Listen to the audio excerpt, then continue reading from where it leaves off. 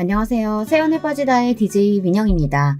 오늘도 사연 시작하기 전에 구독과 좋아요 버튼 잊지 마시고요. 그럼 오늘의 사연 함께 시작해 볼게요. 안녕하세요. 저는 나이 70 먹은 할머니입니다. 평소 보던 사연 채널에 글이란 걸 적게 되기까지는 많은 시간이 필요했는데요. 그럼에도 딸의 도움을 받아 한자 한자 적어나가 봅니다. 여러분들의 많은 응원이 필요합니다. 늙은이의 이야기를 끝까지 들어주신다면 정말 감사하겠습니다. 먼저 제가 글을 쓰게 된 건 세상에 있어선 안 될 짐승 같은 놈을 폭로하기 위해서인데요. 이 짐승들은 다름 아닌 저희 딸을 해코지한 산돈댁입니다. 믿기지 않으시겠지만 그런 일이 있었고 저는 이를 너무 늦게 알아채 버렸네요. 제 딸이 사돈에게 당한 일을 이제부터 낱낱이 폭로할 테니 끝까지 들어주세요. 먼저 소중한 제 딸에 대한 이야기를 하자면 우리 둘째 미자는 제가 22살 시어머니에게 심한 시집살이를 당하고 있던 와중 태어난 아이였습니다. 미자는 태어날 때부터 몸이 잘 아픈 아이였는데요. 그래서 그런지 찡얼대기도 하고 우는 것도 잘하는 아이였습니다. 그 시절 저는 미자를 품에 안고 시어머니에게 혼나지 않으려고 애써 계속 달래줘야만 했죠. 제발 울지 마라 하면서요. 저희 시어머니는 저란 존재도 제 배에서 태어난 미자도 굉장히 마뜩찮게 생각하셨습니다. 그래서 조금만 잘못해도 호랑이 같은 언성을 내곤 했습니다. 그 이유는 오롯이 저에게 있었죠. 제가 첫째를 딸, 둘째도 미자, 딸을 낳았기 때문이었습니다. 가문을 이어나가야 할 핏줄을 낳아야 하는데 쓸데없는 기집애만 낳는다고 구박하곤 했습니다. 게다가 시어머니는 양장점을 하셨는데 시아버지가 술을 워낙에 좋아하시는 바람에 홀로 일하는 날이 많았고 가족의 생계를 꾸려나가시는 분이었습니다. 스트레스가 많으셨던 거죠. 그러니 집에 들어와 조금만 살림살이가 흐트러지거나 미자 울음소리가 들려도 버럭 소리를 지르셨어요. 저와 결혼했던 남편이란 사람은 시어머니를 막아줬어야 했음에도 불구하고 시아버지의 기운을 고스란히 물려받아 이런 집안일엔 관여하고 싶지 않다고 했고요. 저는 정말 그런 남편이 많이 미웠습니다. 이혼을 생각하고 싶었지만 이혼이라는 건 그 시대에 있을 수 없는 일이었고 전 그럴 수 없는 막막한 현실이 서글프기만 했어요. 그러던 어느 날엔 시어머니가 집에 돌아와 버럭 성을 내는데 시아버지와 남편은 허허실실 웃으며 술이나 주고받고 있고 문득 제 처지가 너무 초라하게 느껴졌습니다. 그런데 그때 우리 미자가 너무나 대쪽 같은 태도로 자기 할머니 앞에 나서는 겁니다. 그때 미자 나이가 6살밖에 되지 않았는데 어린아이라고 믿어지지 않을 만큼 목소리가 또랑또랑했습니다. 너는 내가 없을 때 집안살림 똑바로 하라니까 그것도 여태 안 하고 뭐 했던 거야? 그리고 미자 저게 집에는 왜 개쳐오고 난리야? 할머니, 우리 엄마 그만 괴롭혀요. 뭐라고? 내가 언제 네 엄마 괴롭혔다고? 매일 엄마 괴롭히고 힘들게 하잖아요. 엄마도 우리 돌보느라 힘들어요. 그러니까 그만해요. 나 엄마 우는 거 싫다고요. 이놈의 기집애가 못하는 말이 없네? 기가 차서. 그간 지금까지 자기 하고 싶은 말이라면 다 했던 시어머니는 미자를 보더니 기가 찬지 실소를 터뜨리곤 아무 말도 못하셨어요. 옆에 있던 남편이나 시아버지 역시 마찬가지로 벙쪄서는 미자를 바라보았습니다. 미자는 그렇게 제 인생의 봄날을 열어준 아이였습니다. 부모에게는 자식이어도 의지하고 싶고 의지가 되는 그런 자식이 있다고 하잖아요. 미자가 딱 그런 애였습니다. 그 후로 시아버지가 중풍을 맞아 쓰러지시고 제가 변을 치우는 굳은 일을 해야 했을 때도 미자는 제 옆에서 힘이 되어주었습니다. 제 언니인 첫째와는 다르게 야무지고 똘똘하게 손을 눌려 대신 변도 받아주고 청소도 도와주곤 했어요. 사실 우리 첫째 딸아이 역시 저의 아픈 손가락이긴 한데요. 첫째 미영이는 어렸을 적 시어머니에게 너무 많은 구박을 받아서인지 언젠가부터 이 집이 싫다며 자기는 나가서 좋은 남자를 만나 시집을 가겠다고 하더라고요. 엄마, 말리지 마. 나는 이 집이 싫고 무조건 부잣집 남자 만나 나갈 거야. 나는 계집애라고 맨날 구박받는 것도 지겹고 얼른 탈출하고 싶어. 틈만 나면 제게 이런 말을 하곤 했던 아이였어요. 그러던 이 아이가 정말 20살이 되자마자 동네 떡집 아들과 눈이 맞아 갑자기 제 곁을 떠나겠다고 하더군요. 딸애가 바라는 것만큼의 부자 아들은 아니었지만 동네 떡집 아들 정도면 집에 재산도 좀 있겠다. 저는 허락을 해주었어요. 첫 아이라 시집 보내는 기분이 남다르긴 했지만 마음속으론 저 아이가 저렇게라도 이 집을 탈출해 나가는 것이 좋긴 했습니다. 그때까지도 저는 시댁살이를 하고 있었어요. 시아버지가 돌아가시고 혼자 되신 시어머니를 남편이 굳이 꼭 우리가 모셔야 한다고 주장했기 때문입니다. 이때 저는 처음으로 목소리를 내어 왜 꼭 우리가 그래야 하냐고 차남도 있고 다른 자식들도 있는데 말했지만 남편은 단칼에 잘라버렸습니다. 그러면서 저를 야박한 사람으로 몰아가더군요. 제가 당했던 시집살이의 서름이나 고단했던 점들은 죄다 깔아뭉개면서요. 참 서러웠습니다. 누구에게라도 하소연하고 싶었지만 첫째는 이미 시집가 잘 살고 있고 셋째 아들은 학교 졸업 후 동네 양아치 같은 놈들이랑 어슬렁거리며 사고치고 다니느라 집에 들어오고 있지 않았습니다. 연락을 해도 닿을 길이 없었고요. 셋째 아들은 안타깝게도 시어머니의 사랑을 너무 많이 받고 자라서인지 남을 배려하는 일이나 남의 마음을 헤아리는 일엔 원체 관심이 없었어요. 좋은 성정의 사람이 될 수 있는 아이였는데 시어머니가 대놓고 남녀차별을 하는 탓에 어릴 때부터 제 누나들을 무시하고 이어서 언젠가부터는 저를 무시했죠. 그러니 저도 셋째 아들에겐 별 기대가 없었습니다. 그런데 그런 상황 속에서 우리 둘째 미자가 그러더군요. 엄마, 언젠가 내가 엄마 데리고 나갈게. 엄마, 나랑 서울에서 살자. 뭐? 내가 아는 언니가 미용실 하는데 사람을 구한다네. 내가 다른 건 몰라도 손재주 하나는 좋잖아. 언니 따라 미용일 배우면 어디 가서 굶지 않고 살겠지 싶어. 그때 엄마도 같이 가자. 네가 아는 언니? 응. 엄만 나만 믿고 이건 아무한테도 말하지 말고 있어. 알았지? 미자는 친언니와 몇 번 연락을 하는 것 같더니 어느 날 저에게 떠날 날짜를 조용히 알려주었어요. 물론 이건 비밀이었죠. 집안에 아무도 모르는 비밀이요. 다만 엄마로서 조금 셋째 녀석이 마음에 걸리긴 해서 엄마와 누나가 떠날 거라는 사실을 조용히 일러주었습니다. 사는 게 힘들 땐 찾아오라는 말도 했고요. 하지만 그러던 어느 날 청천벽력 같은 사건이 생기고 말았습니다. 깊은 밤중 미자와 함께 떠나려던 날 어떻게 알았는지 시어머니가 불이 나게 들이닥치신 겁니다. 그날은 시어머니가 동네분의 집에서 주무시고 온다고 하는 날이었기에 편하게 준비하고 떠날 수 있는 날이었는데 시어머니의 등장에 너무 놀라 가방을 떨어뜨렸어요. 시어머니는 저를 보자마자 대뜸 손을 들어 짝소리나게 뺨을 치셨고 그 다음부턴 떨어진 가방으로 저를 후지려 패기 시작했습니다. 미자가 울며 불며 말려봤자 시어머니의 꼬장꼬장한 기세는 당해낼 수가 없었어요. 그리고 그 옆에 아들이 멍한 얼굴로 이 상황을 바라보고 있었어요. 그제야 아들이 제가 그토록 비밀이라고 일렀던 것을 시어머니에게 말했다는 사실을 깨달았습니다. 도대체 아들은 무슨 생각으로 이 일을 말했던 것일까요? 시어머니는 온갖 험한 말로 저를 한 번 더 사지에 몰아넣었습니다. 어머니, 내 이년? 너는 사람도 아닌 짐승이다. 이 금수맛도 못한 년 같은 이라고? 감히 혼자 살겠다고 여길 떠나려고 해? 네 남편이랑 날 버리려고 해? 너는 천하의 죽일년이야. 너 같은 년을 내 며느리 삼고 지난 세월 떠받들어온 세월이 아깝다 아까워. 내 짐승이 너를 쫓아냈어야 하는데 달랑 아들 하나 넣어놓고 뻔뻔하게 얼굴 들이밀던 네 년 처지가 불쌍해서 참아줬거늘. 아이고 은혜를 이렇게 갚아? 어머님 아파요. 그만하세요. 제발 그만 때리시라고요. 에이, 너는 더 맞아야 돼. 시어머니는 다혈질에 한번 눈이 돌면 무슨 일이든 하는 사람이었습니다. 갑자기 마당에 있는 차돌을 집어들더니 그걸로 제 얼굴이며 등이며 찍어내리더군요. 너무 아파 비명을 지를 새도 없이 쓰러졌는데 피가 쏟아지는 와중에도 시어머니는 멈추지 않았습니다.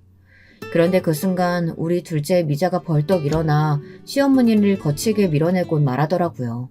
미자 역시 차돌에 맞아 몰골이 엉망이었지만 미자의 목소리만큼은 또렷했습니다. 엄마가 뭘 그렇게 잘못했다고요. 우리 엄마, 할머니, 할아버진 병수발 다 들고 아버지 바람까지 참아주며 사신 분이에요. 엄마 같은 분이 어디 있어요? 나는 이제 할머니도 징그러워요. 사람같이 느껴지지 않는다고요. 그만 엄마랑 저 보내주세요. 그리고 다신 연락하지 마세요. 오늘부터 할머니는 저랑 엄마랑 인연 끊고 사는 거예요. 미자는 무서워 몸을 떨면서도 자기 할 말을 다 하더니 끝끝내 제 손을 잡고 달리기 시작했습니다.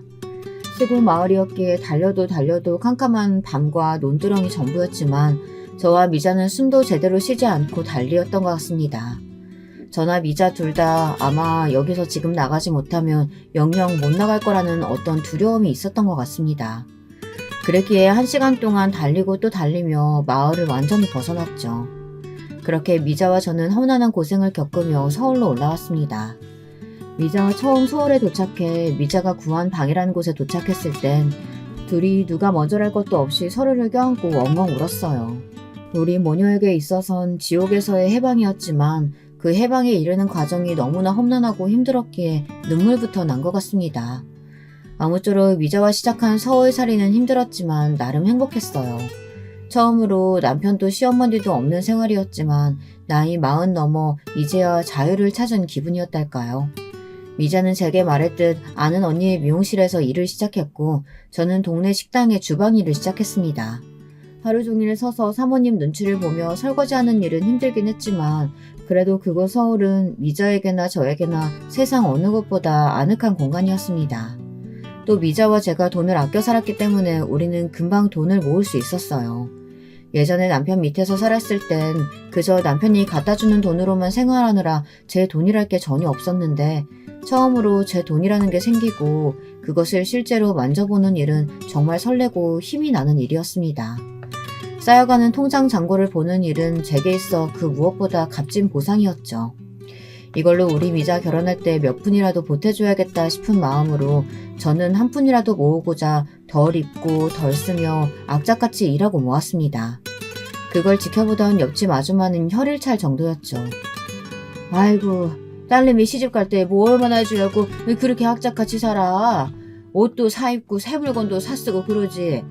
저번에 보니까 의류 수거하면서 옷 가져가던데 자꾸 헌옷만 입는 게 안타까워서 그래. 나이가 아주 많은 것도 아닌데. 아니에요. 저야 이미 좋은 시절 다 간 사람인데요 뭐. 전 우리 미자만 행복하면 돼요. 그나저나 미자가 좋은 사람 만났으면 좋겠는데 아주머니 혹시 주변에 괜찮은 청년 없어요? 청년? 글쎄 있으면 소개시켜줄게. 근데 지금은 생각나는 사람이 없네. 저는 그 무엇보다 미자가 제 언니처럼 돈 많은 남자를 만나 하루라도 빨리 편안하게 살았으면 싶었습니다. 처음엔 첫째 미영이가 그냥 그런저런 집안에 시집갔으니 적당하게만 살았으면 좋겠다 싶었는데 사위인 떡집 아들내미가 가업을 이어가다 사업을 시작했는데 그게 잘 되면서 둘이 재산도 늘려가고 좋은 차도 끌고 다니기 시작하더군요. 그렇게 미영이가 의외로 자기 팔자를 피는 걸 보니 우리 둘째도 그런 남자 만나면 소원이 없을 것 같았습니다. 그런데 제 기도를 하늘이 들어주신 걸까요? 그러다 어느 날 옆집 아주머니가 호들갑을 떨며 차 한 잔을 하자고 하더니 둘째에게 너무 좋은 혼처가 나타났다고 하는 겁니다. 어딘데요? 뭐 하는 집안이래요? 글쎄, 내가 저번에 미자 엄마 말 듣고 교회 나가서 여기저기 잠깐 못 간 사람들 좀 알아보고 다녔는데 딱 한 명이 아직 안 가고 있더라고. 그 시장통에 국밥집 하는 아줌마가 하나 있는데 그 아줌마 첫째 아들인가 봐. 근데 국밥집은 워낙 오래전부터 해오고 장사도 잘 돼서 그냥 직원 두고 대충 왔다 갔다 하는 정도고 사실 여기 집안에 땅이며 돈이며 아주 기가 막히게 많다네. 아니, 그렇게 돈이 많은 집안이라고요? 근데 거기서도 며느리감을 찾는다나 봐. 첫째 아들이 자긴 결혼 안 하겠다고 어쩐다 자꾸 속 썩인다네. 뭐 어디 하자 있는 건 아닌 것 같고 그냥 여자 보는 눈이 높은가 봐. 그래도 아줌마 딸내미 정도면 마음에 들어하지 않을까? 예쁘게 생겼잖아. 키도 늘씬하고. 돈이 많은 집안이라는 말이 제 귀에 가장 꽂혔던 말인 것 같습니다. 저는 이것을 둘째에게 전달했고 위자는 조심스레 생각해보겠다고 하더니 며칠 뒤 한번 만나보겠다는 말을 전해왔습니다. 지금 생각하면 저는 이 순간을 가장 후회합니다. 제가 제 손으로 딸을 지옥으로 보낸 것 같아서 말입니다. 위자는 처음 그 남자를 만나보곤 그냥 그저 그렇다 정도만 말을 흐리더니 만나면서 점점 얼굴에 꽃을 피워나갔습니다. 다른 사람은 몰라도 저는 알 수 있었죠. 우리 미자가 사랑에 빠졌다는 것을요. 미자는 그 남자가 준 꽃이며 편지 같은 것들을 집안에 들고 와 정성스레 장식해놓고는 했습니다. 그러면서 제게 조심스레 이 남자가 이런 말을 했다 저런 말을 했다 발그레한 보를 하며 소녀처럼 떠들기도 했어요. 미자, 너 그 남자가 그리 좋으면 결혼하지 그러니? 엄마한테도 한번 보여주고 엄마도 궁금해 네가 좋다는 남자가 어떤 남잔지. 그리고 저는 여기에 안달이 나서 둘의 결혼을 추진하려고 했습니다. 서로 마음에 들겠다, 조건도 좋겠다, 번개불에 콩복들 보내는 감이 있긴 했지만 언제 이런 조건의 남자가 또 나타날까 조바심이 든 거죠. 거기다 늘 일만 끝나면 파김치가 되던 내 딸이 난생 처음 이리 행복해하는 모습을 보니 결혼을 시켜야겠다는 생각이 굳혀졌습니다. 알겠어, 엄마. 내가 일단 그 사람이랑 얘기 나눠볼게. 그런데 이때 미자의 얼굴이 약간 어두웠습니다. 결혼을 원하지 않는데 나의 재촉이 압박으로 여겨지는 것인가 해서 네가 원치 않으면 조금 더 생각해봐도 괜찮다고 했지만 미자는 고개를 저었습니다. 아니야, 나도 이제 결혼해야지. 내가 결혼 안 하고 집에만 붙어있으면 엄마한테도 짐이 될 텐데. 미자는 알겠다며 자기도 남자와 이야기를 해보겠다고 했고 곧이어 며칠 뒤 예비사위가 저희 집에 밥을 먹으러 오게 되었습니다. 처음 만난 예비사위는 아주 싹싹하고 성격도 좋아 보였어요. 어른을 대하는 예의도 있어 보였고 또 자기 가정 하나는 건실하게 꾸려나갈 사람처럼 보였습니다. 저는 그 점이 가장 마음에 들었어요. 거기다 예비사위가 집안의 장남이었는데 형제들도 모두 의사, 검사 등 전문직이더라고요. 예비사돈땡 역시 소문대로 큰 사업을 하시는 분들이었고요. 하지만 그 말을 듣고 보니 조금 걱정스러웠던 점은 있었죠. 혹여라도 우리 둘째 아이를 막듯찮게 여길까 봐요. 거기다 당시 저는 남편과 이혼했고 남편은 처음부터 미자 결혼식엔 참석도 안 하겠다 못을 박았습니다. 자기 어머니한테 그러고 나간 게 괘씸하다면서요. 어이없었지만 수긍할 수밖에 없었죠. 싫다는 사람을 식당에 앉혀놓을 수도 없고 말입니다. 아무튼 홀 어머니란 조건까지 붙었으니 제 눈에야 세상에서 가장 자랑스러운 딸이지만 그쪽 집안의 기준에서 어떻게 비춰질지 모르는 일 아니겠어요. 그래서 저는 상견례 날이 다가올수록 긴장이 되었습니다. 엄마, 너무 걱정하지 마. 시부모님 다 좋은 분들이셔. 그건 아는데 그래도 엄마는 걱정되지. 엄마도 시집살이를 겪어봤으니까. 엄마, 오늘 옷 괜찮니? 촌스럽진 않지? 엄마, 오늘 세상에서 제일 예뻐. 대망의 상견례 날, 미자가 옆에서 저를 달래는 말을 해도 마음이 가라앉지 않았어요. 그리고 드디어 사돈 내외를 보게 되었죠. 저는 이날 정말 충격적인 경험을 했습니다. 우선 사돈분들이 어떤 분들인지 무척 궁금했는데 제가 상상한 그 이상이었습니다. 입은 옷이나 말씨들 모두 고풍스럽고 우아함이 넘치는 분들이었어요. 그러다 혼수 이야기가 나왔는데 이때 안사돈의 말이 굉장히 마음에 걸렸습니다. 마치 저희의 처지를 비우는 말이었거든요.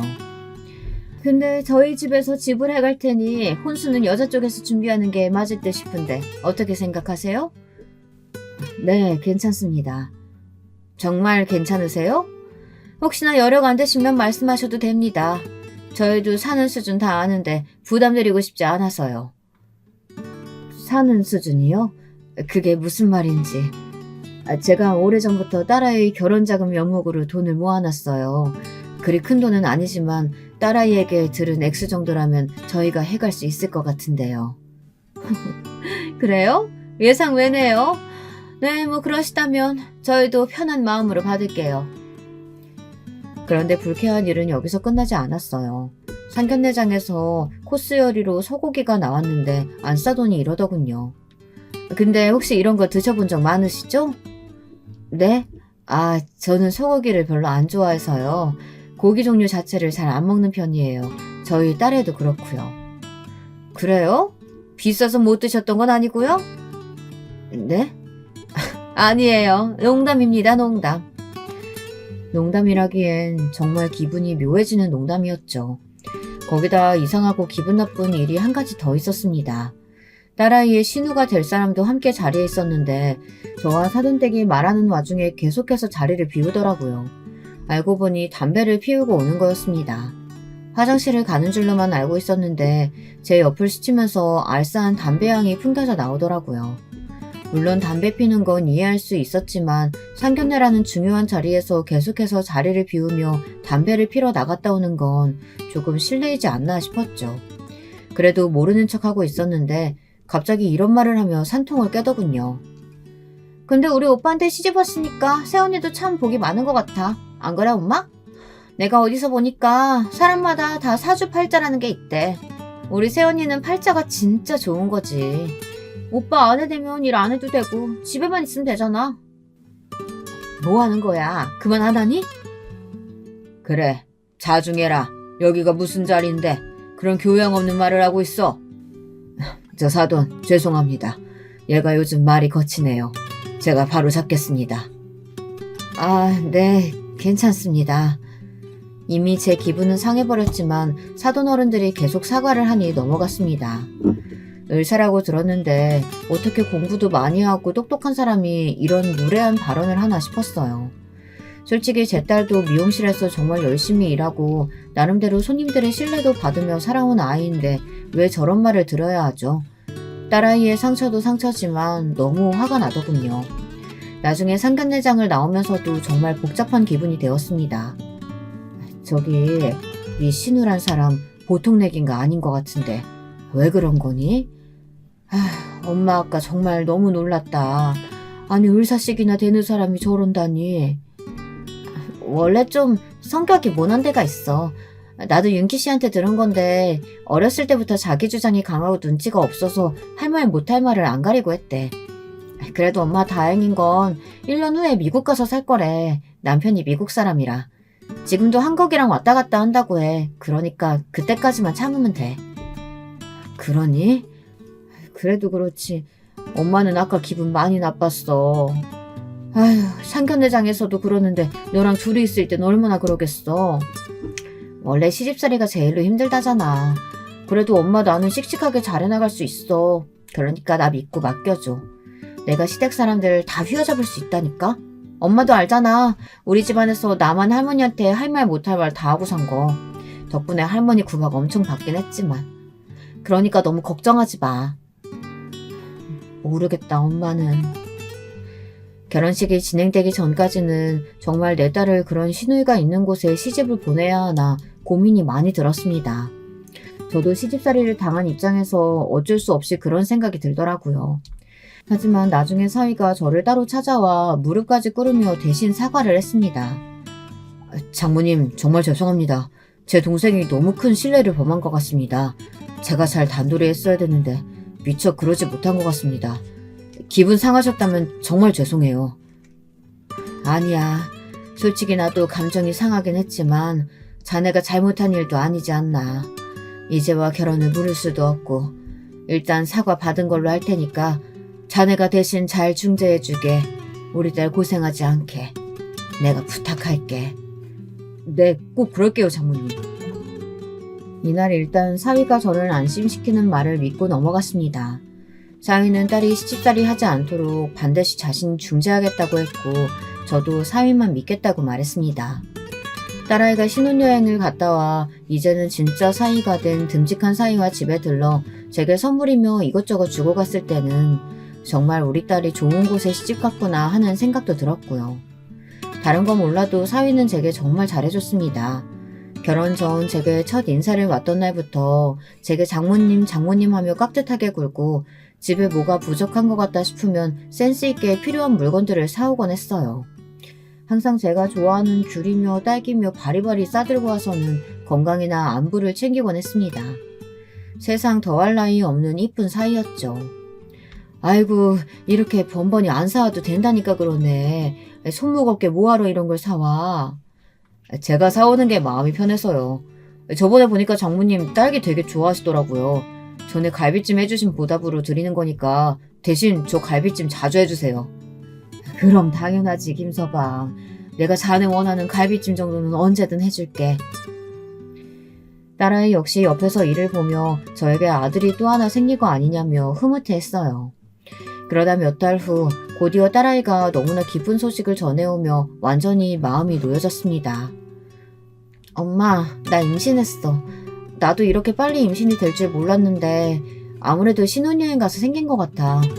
내 안에 생명이 있다는 게 너무 신기한 거 있지? 얼른 이쁜 손주 안겨드릴게요.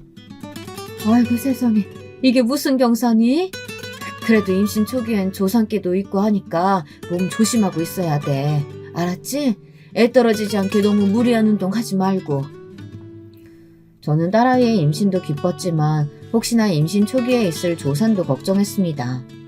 저 젊었을 적에는 주변에 그렇게 애 떨어진 여자들이 몇몇 있었거든요. 다행히 딸아이는 임신 초기를 지나 중기까지 무탈하게 흘러가는 것 같았습니다. 그제야 저도 마음을 완전히 놓았고요.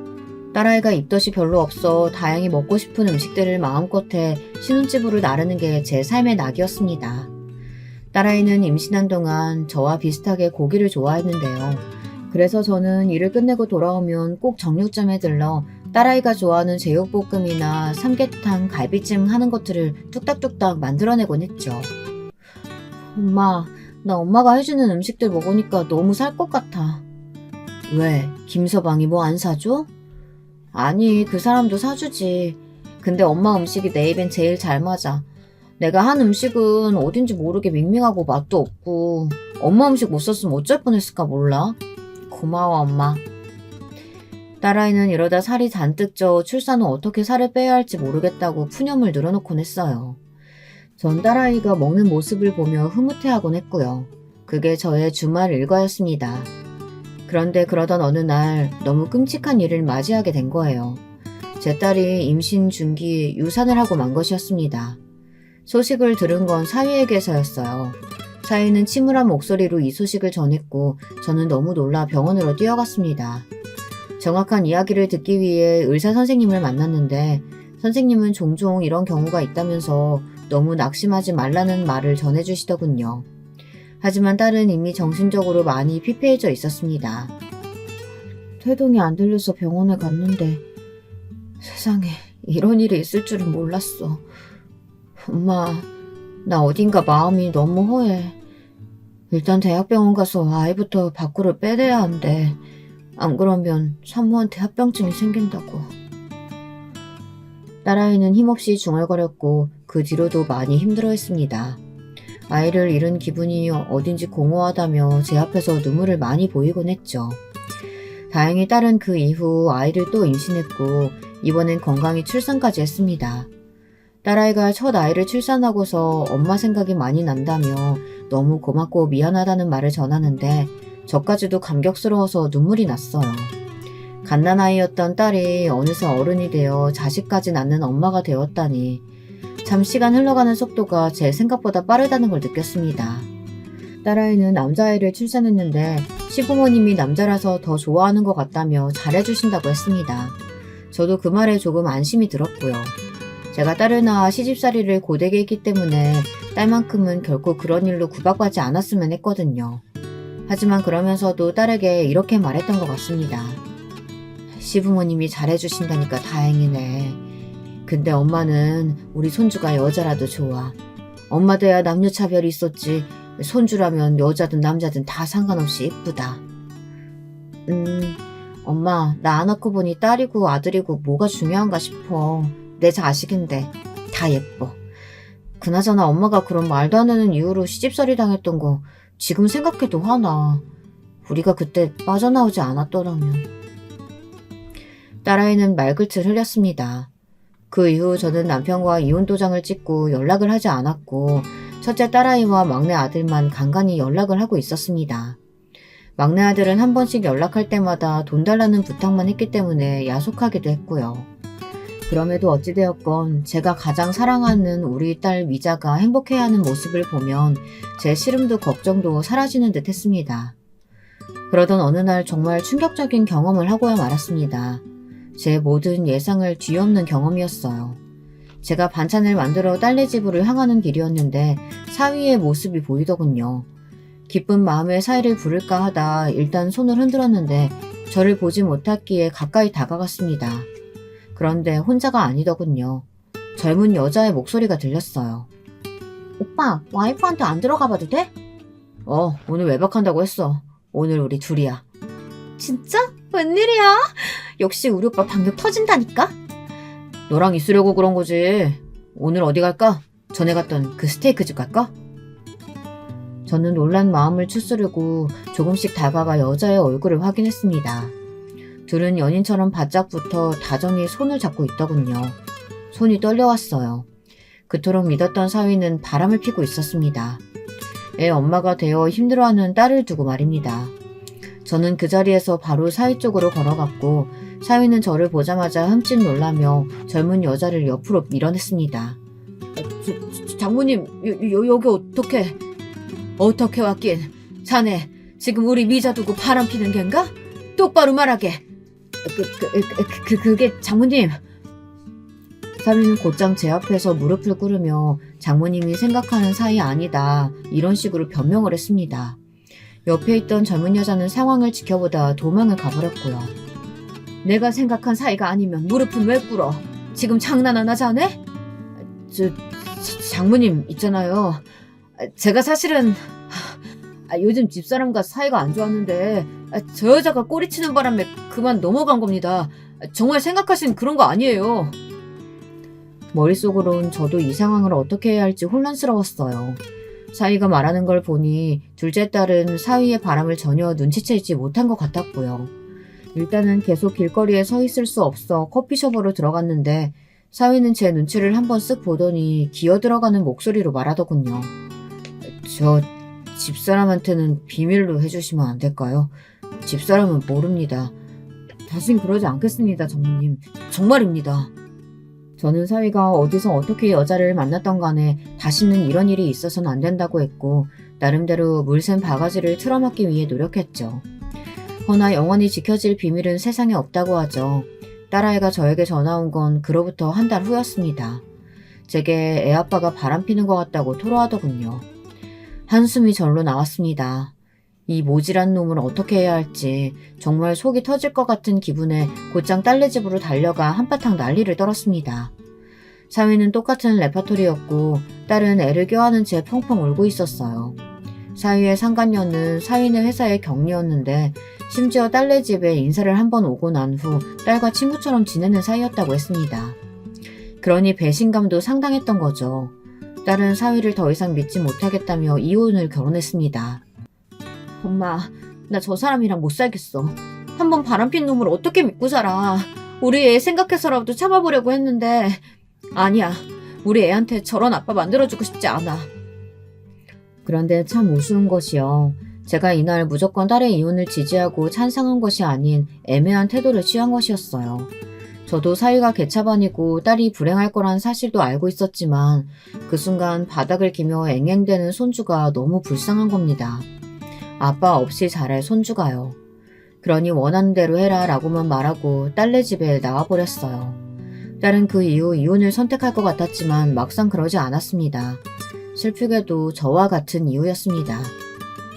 엄마, 한 번만 봐주기로 했어. 딱 한 번만. 결의가 느껴지는 딸의 말이 얼마나 속상했는지 모릅니다. 둘이 다시 그대로 산다는 소식을 듣고선 얼마나 사위를 야단치고 어르고 달래고 온갖 짓거리를 했는지 모릅니다. 제발 마음 잡고 살아달라고 눈물로 빌기도 했어요. 특히 바깥사돈이 상견례장 때는 워낙에 무뚝뚝해서 어떤 분인지 몰랐지만 나중에 사위가 바람을 폈다는 말을 듣고선 아주 호되게 꾸짖으셨다고 하더군요. 한 번만 더 바람을 피우고 싸돌아다니면 호적에서 파버릴 거라는 말씀까지 하셨다고 해요. 그 말에 사위가 제대로 겁을 먹었고요. 바깥사돈은 제게 따로 전화까지 해 폐를 끼쳐 죄송합니다. 자식 교육을 잘못 시킨 제 탓입니다. 이런 짧은 말씀을 전하기도 하셨습니다. 안사돈께서는 아무런 연락이 없었지만요. 마치 남자라면 다들 한 번쯤 바람피는 게 당연하다는 식의 꼿꼿한 태도였습니다. 기분 나빴지만 그 집에 경우 있는 양반이 한 사람이라도 있다는 것이 다행이다 싶었어요. 다행히 딸내에서 5년간 안 좋은 소식이 들리지 않았고 둘째 손녀까지 출산하여 그럭저럭 잘 살아가는 것 같았습니다. 저는 당시 막내 아들이 사고를 치는 바람에 그 사고를 뒷수습하고 다니느라 정신이 없어 딸내에는 큰 신경을 써주지 못했고요. 다름 아닌 이 녀석이 어디다 돈을 투자했다 그게 잘못되는 바람에 경찰서를 왔다 갔다 해야 했습니다. 그런데 변호사를 선임하는 과정에서 돈이 나가야 했거든요. 아들은 당연히 그 돈을 충당할 여력이 없으니 제가 해주어야 했죠. 노후 자금으로 모으고 있던 돈은 그렇게 자식에게 다 가버리고 말았답니다. 엄마, 미안해. 내가 언젠가 반드시 꼭 성공해서 갚을게. 고마워. 그리고 작은 누나한테도 미안하다고 전해줘. 내가 작은 누나한테 돈 여러 번 빌렸거든. 그리고 이날 저는 몰랐던 사실을 알게 되었습니다. 바로 막내놈이 우리 둘째 미자에게 돈을 여러 번 빌렸다는 사실을요. 그 순간 이놈이 어찌나 얄밉고 밉상스럽던지 가뜩이나 힘들게 살고 있는 딸에게 저 몰래 돈을 빌렸다고 하니 한 대 패주고 싶은 심정이었습니다. 또 미자가 저에게 한 번도 그 부분을 말하지 않았다는 것이 엄마 입장에선 안쓰럽고 그렇더군요. 나중에 미자에게 말하니 미자는 웃으며 말했습니다. 아이, 엄마, 별거 아닌데 뭐. 큰 돈도 아니었어. 동생이 빌려달라는데 그럼 어떻게 외면해. 너무 그러지 마. 내가 빌려주고 싶어서 그런 거니까. 그래도 혹시나 사돈 떼기 하시면. 아니야. 어머님은 아셔도 아무 말 안 하셔. 좋은 분이야. 우리 착한 미자는 그런 식으로 또 무마하더군요. 그런데 그러던 어느 날 충격적인 사건이 일어났습니다. 운명처럼 딸아이 신우란 사람과 안싸돈이 나눈 뒷이야기를 듣게 된 겁니다. 사실 그렇게 만나게 된 것도 어찌 보면 기막힌 우연이라 할 수 있는데요. 그날은 제가 백화점에서 청소하는 일을 구해 일을 하게 된 첫날이었어요. 딸 시집 보내는데 모아두었던 돈을 많이 쓴 터라 저도 노후를 위해 청소하는 일을 구해야 했죠. 딸아이는 자신이 노후를 책임지겠다며 그러지 말라 했지만 어디 그럴 수 있나요? 자식에게 민폐 끼치는 노인이 되고 싶진 않았습니다. 나이도 있겠다. 지인의 소개로 어렵게 구한 자리라 나름 열심히 해야겠다는 각오까지 가지고 출근을 했는데요. 백화점 화장실 휴지통을 비우기 위해 들어갔다가 사돈어른을 만난 겁니다. 처음엔 사돈인지 모르고 있었는데 먼저 저한테 아는 척을 하더군요. 어머, 여기서다 만나네요? 그나저나 어떻게 이런 우연이 다 있죠? 그러게요. 근데 옷 보니까 청소부로 취직하신 거예요? 아이고, 그 나이에 청소부 일까지 어떻게 하시려고 하세요? 나이 먹고 이런 일 하시면 관절 다 나가요. 네, 그래도 일하는 게 재미있어서 하고 있어요. 집에서 쉬면 오히려 몸만 더 쑤시더라고요. 참, 우리 안싸도는 마음이 이렇게 넓으시다니까. 나중에 저희 집에 가정부 필요할 때 부를게요. 집이 워낙 넓어서 가정부 두고 사는데도 손이 더 필요할 때가 있거든요. 네? 솔직히 청소부로 마주쳤다는 게 조금은 창피했고 저절로 고개가 수그려졌습니다. 누가 봐도 청소부 옷을 입고 있으니 모를 리 없었고요. 그런데 안사돈은 이 틈을 놓치지 않고 저런 말을 하더군요. 아무리 그래도 사돈에게 자기 집 가정부 일을 해달라니 이게 말이 됩니까? 당황했던 나머지 저도 반문을 하고 말았는데요. 그러자 안사돈은 물론 공짜로 해달라는 건 아니고 돈 드릴게요. 라고 말하더라고요. 그러더니 나중에 또 만나자며 제 할 말만 하고 나가버리더군요. 어이가 없어서 몇 분째 벙쪄 서 있었던 것 같습니다. 그러다 다른 청소부와 교대 시간이 되어 옷을 갈아입고 백화점 밖으로 나가려고 했는데요. 잠깐 화장실에 들려 손이라도 씻고 가려고 화장실 안으로 들어갔는데 익숙한 목소리가 들리는 겁니다. 바로 안사돈과 딸아이 신우 목소리였어요. 엄마, 근데 아까 그분 청소부 옷 입고 마주쳤으니까 진짜 쪽팔렸겠다. 그치? 그럼 아이고 나도 아는 체 할까 말까 하다 그래도 했다. 청소부 사돈이라니. 왜 하필 그런 사람이 우리 집안하고 엮인 건지. 아휴 진짜 싫다 싫어. 오빠가 그런 여자 데려왔으니 어쩔 수 없지 뭐. 솔직히 엄마가 손보러 간 여자들 중에 하나만 골랐어도 집안 넉넉했을 텐데. 그러게 말이다. 누굴 탓하겠니? 아무튼 다신 마주치고 싶지 않더라. 심지어 옷에서 냄새도 나던데. 여기 백화점 청소부들은 옷도 제대로 안 빠나봐. 내가 민원이라도 넣어야겠어. 직원 관리를 도대체 어떻게 하는 건지. 그러니까 엄마 오늘 내가 가서 백화점 담당자한테 따질게. 저런 사람이 청소부로 일하면 백화점 매상 확 떨어질걸? 걸어다닐 때마다 냄새나서 손님들 불쾌할 거 아니야. 그리고 저기 뭐야 오빠한테 들었는데 세원이 친정에 돈까지 퍼줬다며? 그 집 막내 아들 사고 쳐서? 그래 내가 열받아 혼났다. 진짜 지지리도 없는 집구석이야. 자식 새끼들까지 다 그 모양이니 처지가 불쌍해 봐준 거다. 순간 모멸검이 확 치솟아 얼굴이 붉어졌고 도저히 그 자리에 있을 수 없어 도망치듯 나와버렸습니다. 머릿속에선 계속해서 그들의 대화 내용이 맴돌았어요. 저를 능욕하는 말들, 제 직업을 가지고 함부로 찌어대던 말들, 그 모든 말들이 상처가 되었습니다. 눈물이 주룩주룩 흐르는데 그 와중에 갈 곳은 없어 근처 서점에 가 몸을 녹이며 하염없이 흘러내리는 눈물을 닦아내렸죠. 그런데 사람의 인생이란 참 묘합니다. 가장 힘들고 마음이 무너져 내리는 상황에서 사위에게 전화가 온 겁니다. 사위는 제 목소리가 안 좋으니 대뜸 무슨 일이 있냐고 물었고 저는 고지곳대로 소리치며 말해버렸어요. 사실 그 순간엔 감정을 참을 수가 없었거든요. 사위는 저희 집으로 딸과 함께 찾아와 또 무릎을 꿇고 죄송하다고 하더군요. 저는 이날 사과를 받으면서도 기분이 무덤덤했습니다. 사위가 제게 사과할 일도 아니었고 다름 아닌 제게 용서를 빌어야 할 장본인은 따로 있었으니까요. 하지만 정작 그 장본인들은 제게 어떤 연락도 취하지 않았습니다. 오로지 저 혼자만 감정을 삭혀야 했을 뿐이었죠. 더군다나 안사돈이란 사람은 정말 뻔뻔하더군요. 나중에 딸까지 이 상황을 알고선 이혼을 하겠다 뭐하겠다 난리를 치며 사태가 커지자 저희 집으로 찾아온 겁니다. 제게 위로금이라며 돈을 전달하더군요. 이 정도면 됐겠죠? 뭐가 됐나요? 아시잖아요. 더 큰 문제 만들지 말죠. 가족끼리. 어이가 없어 따지려고 드니 안사돈은 더 큰 무기를 꺼내들었습니다. 제가 상상치 못했던 부분이었어요. 제가 말실수했고 사돈 기분 언짢게 해드렸다면 죄송합니다. 그런데 사돈, 저도 할 말은 많습니다. 우리 맏며느리가 자기 동생 챙긴답시고 우리 아들 돈을 몇 번이나 가로채갔어요. 애가 요즘 일하느라 얼굴살이 쏙 빠져서 보고 있으면 안쓰러워 죽겠다니까요? 사돈도 알고 계셨죠? 그건 알고 있긴 했지만 네, 모두 제 아들 돈이에요. 아시다시피 우리 며느리는 집안에서 살림만 하니까요. 마치 안사돈은 그게 대단한 무기라도 되는 듯 제 딸이 집에서 자기 아들 등골 빼먹는 존재라는 듯 말을 이어갔습니다. 제가 친정에 그렇게 돈 퍼나는 거 아니라고 그렇게 말려도 말을 안 듣더라고요. 며느리는 결혼하면 출가 외인인 것을 우리 며느리만 몰라요, 사돈. 큰 액수는 아니었다고 들었습니다. 자그마치 5천만 원이에요. 5천이 누구 동네 개 이름인가요? 그 말에 말문이 턱 막혀버렸습니다. 사실 저야 더 쏘아붙이고 싶었죠. 근데 언제 왔는지 모르게 제 딸이 뒤에 서 있더라고요. 알겠습니다, 사돈. 그 돈 제가 갚아드리죠. 그러니 지금은 나가주세요. 위로금도 필요 없습니다. 갚을 거란 기대도 안 해요. 이런 집구석에 어떻게 5천이 있겠어요. 참, 아직도 전 이날을 잊을 수가 없네요.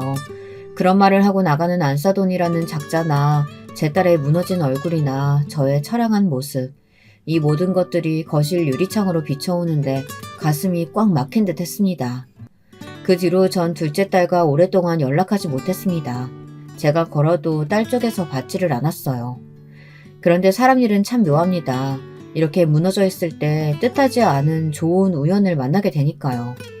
어느 날 갑자기 아들에게서 전화가 오더군요. 오랜만에 걸려온 아들의 전화라 반갑기보단 어색하고 얼떨떨했습니다. 그래, 무슨 일이냐? 너 혹시 사고라도 친 게야? 엄마, 사고는 무슨... 반가운 소식 전해주려고 전화했지. 반가운 소식은 무슨... 너 이번에도 전처럼 돈 해달라고 전화한 거 아니지? 엄마 돈 없다. 먹고 죽을래도 없어. 엄마, 무슨 그런 말을 해. 나 철들었어. 이번엔 정말 그런 거 아니고 내가 엄마한테 줄 게 있어서 그래. 엄마 집으로 갈 테니까 나 좋아하는 김치찌개 해줘. 아들은 역시나 아들이었습니다. 갑자기 생뚱맞게 저에게 줄 게 있다고 하더니 전화를 툭 끊어버리더라고요. 무슨 일인가 하여 나갔더니 아들은 정말로 두툼한 돈봉투와 함께 통장 하나를 건넸습니다. 눈이 안 좋아 작은 글씨는 잘 보이지 않았지만 액수는 억이 넘어갔습니다. 이게 어떻게 된 일인지 하여 물었더니 아들은 이번에야말로 투자 사업이 성공했고 큰 돈을 벌여들였다고 하더군요. 안정화되기까진 말을 아끼고 있었고요. 누나에게도 보답하고 싶다면서 누나 몫까지 따로 전달해주고 싶은데 누나가 연락이 안 된다고 하더라고요. 그제야 저도 작은 딸내와 연락이 닿은 게 아주 오래전이라는 게 상기되었습니다. 예전엔 어린 손녀딸도 봐주고 곧잘 놀아주었는데 말이죠. 아들을 만나고 난 후 저는 제가 먼저 딸에게 연락했습니다. 그리고 손녀딸을 보고 싶단 핑계로 집으로 오라고 했죠. 오랜만에 본 딸은 어딘지 사람이 넋이 나가 있는 것 같아 보였습니다. 하지만 그 부분에 대해서 말을 피하려 하길래 손녀딸만 몇 번 놀아주고 말았습니다. 그런데 언젠가부터 손녀딸이 저만 보면 자꾸 이상한 말을 하는 겁니다. 할머니, 엄마가 매일 아파해. 어? 어린 손녀는 저만 보면 계속 딸이 아프다는 말을 했어요. 제가 보기엔 딸이 어디 아픈 것 같지 않은데 말이죠. 혹시 건강상에 문제가 있나 하여 물어보니 그런 건 결코 없다고 말했습니다. 하지만 사람의 감이란 것이 무섭죠. 제 머릿속에 문득 한 사람이 스쳐 지나가더군요. 딸이 핸드폰에 시어머니라는 글자만 봐도 몸을 자동으로 떤다든지 하는 그런 반응 등이 걸렸습니다. 네, 바로 안사돈이요. 저도 모르게 갑자기 무섭게 몸을 일으켰고 저는 사위에게 위치를 물어 사돈댁을 찾아갔습니다. 무슨 일인지 모르겠지만 일단 알아는 봐야겠다 싶었어요. 그리고 저는 거기서 보면 안 될 것을 보고 말았죠. 사돈댁의 문을 열자마자 안사돈이 제 딸의 머리채를 잡고 있더군요. 딸애는 비명을 지르며 제발 놔달라고 소리를 치고 있었고요. 그 순간 딸애의 눈물 자국이 눈에 선연히 들어왔습니다. 사돈이란 여잔 가정부가 하는 말도 못 듣고 딸애에게 소리를 버럭버럭 지르고 있었습니다. 야, 이년아, 너는 시녀야. 내 아들 시녀라고. 시녀 주제에 내존할 것이지. 어디서 애 둘 낳았다고 유세 부리고 지랄이야. 야, 너 아직도 내 아들 한 번 바람핀 거 가지고 지랄 떠니? 네가 잘했어. 내 아들이 그랬겠어? 저는 곧장 달려가 있는 힘껏 내리쳤습니다. 그리고 무슨 일이 일어났는진 기억이 드문드문 납니다. 나이 70에 무슨 힘이 그리 있었겠냐마는 안사돈은 제게 뺨을 맞고 그대로 쓰러져 버렸고 저는 딸애를 끌고 나왔습니다. 그러고 나서 모든 절말을 알게 되었어요. 딸애는 지금까지 엄청나게 무수한 가학적인 행위들을 당해왔었습니다. 사위란 놈은 계속해서 바람을 피워댔고 딸아이가 시어머니에게 사위의 그런 행동을 막아달라 하면 저런 식으로 머리채를 잡았다고 합니다. 이 외에도 시어머니는 분수도 모르고 날뛰는 자기가 싫다며 청소부 딸년이란 말을 하며 머리채를 잡았다고 해요. 나중엔 시어머니가 너무 무서워 도망칠 의지도 잃었다고 합니다. 그 말을 듣는데 몸이 부서질 듯 아파오더군요. 제가 겪었던 일, 아니 그보다 더 심한 일을 딸아이가 또 겪고 있는 것이니까요. 저는 바로 딸아이가 지금까지 모아놓았던 증거를 바탕으로 법적 소송을 걸었고 최고의 변호사를 선임했습니다. 막내 아들이 흔쾌히 도와주었고요. 미자야, 엄마는 있잖아. 신이 있다면 반드시 그 못된 짐승 같은 놈들 반드시 벌받게 해줄 거라고 생각해. 정말이야. 엄마, 고마워. 엄마 없었으면 어쩔 뻔했는지. 엄마한테 너무 고맙고 미안해. 정말 다행스럽게도 하늘은 저희 편을 들어주셨습니다. 가학적인 행위를 일삼았던 사돈은 법적 처벌을 무겁게 받았고 이혼 소송에서도 위자료를 받았습니다. 물론 딸아이의 정신적 피해 보상이 되기에는 너무나 작은 액수지만요. 요즘은 딸아이의 정신 건강을 위해 막내 아들이 준 돈으로 전원주택을 사서 그곳에 들어가 살고 있습니다. 부디 딸아이가 완쾌하길 바랄 뿐입니다. 또 우리 손주들 역시 마음의 상처를 잘 극복하길 바랍니다.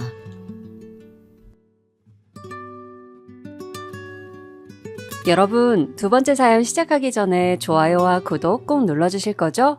그럼 두 번째 사연 바로 시작합니다. 오늘은 어떤 사연자분께서 저희를 그 사연 속으로 빠져들게 해주실까요? 저와 함께 이 사연을 만나보시는 동안 여러분의 시간이 행복하기를 바랄게요. 그럼 바로 만나보실까요? 안녕하세요. 저는 유튜브에 사연 채널들이 존재한다는 것을 알게 된 이후로 완전히 푹 빠지게 된 사람이에요. 라디오처럼 틀어놓고선 다른 볼일을 보면 좋더라고요. 특히나 집안일을 할 때도 말이죠. 청소를 하면서 사연에 빠지다를 틀어놓으면 지루하지도 않고 기분 탓인가 괜히 일의 효율도 늘어나는 느낌이 든답니다. 저도 사연을 보내고 싶은 마음이 들어서 고민을 혼자 오래 하다가 용기를 내보게 되었어요. 혹시 여러분도 TV를 시청하실 때 오래 봐왔기 때문에 그만큼 오랜 세월을 알아온 연예인들을 보면 옛 생각에 잠기시고는 하나요? 저희 친정엄마께서는 그런 분이셨어요. TV를 시청하시다가 당신이 잘 아는 중견 배우들을 보시면 꼭 그 사람들과 얽힌 이야기를 늘어놓으셨답니다.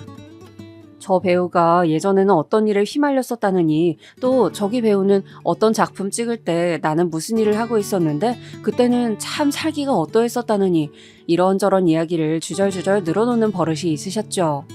저는 제가 나이가 들기 전에는 친정엄마의 그런 면들이 잘 이해가 안 갔고 그저 왜 저렇게 TV를 보시면서 말씀을 많이 하시는 건가 하는 투정이 속으로 들었을 뿐이었습니다. 그런데 참 신기한 게요. 제가 슬슬 나이가 들다 보니까 그런 친정엄마의 모습을 닮아가더라고요.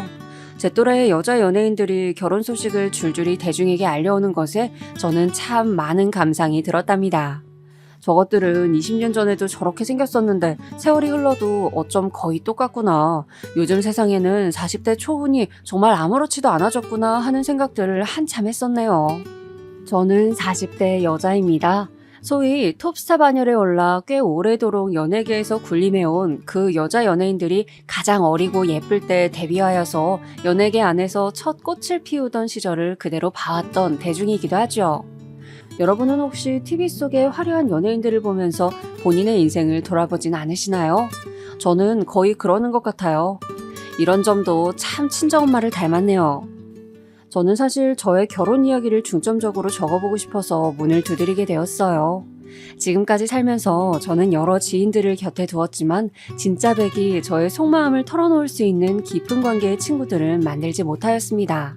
또한 저의 못나고 구질구질한 면모를 내보이기 싫었기에 그런 것들을 감추면서 살았던 것도 있네요. 그렇게 저의 이야기를 자세히 아는 사람이란 전무하다고 할 수 있는데 지금 사연에 빠지다를 통해서 꺼내 보이는 거예요.